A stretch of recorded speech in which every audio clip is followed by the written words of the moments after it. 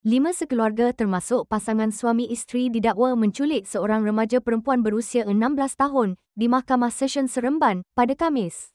Tertuduh D. Sasvina, 31 tahun, T. Boharaj, 32 tahun, Farhin Muhammad Arifin, 23 tahun dan dua beradik P.K. Koshen Kumar 21 tahun serta P.K. Sifishina 23 tahun mengaku tidak bersalah di hadapan Hakim Datin Surita Budin. Mengikut pertuduhan, tertuduh dengan niat bersama menculik seorang remaja perempuan berusia 16 tahun dengan cara melarikannya bagi tujuan menuntut wang tebusan RM2 juta.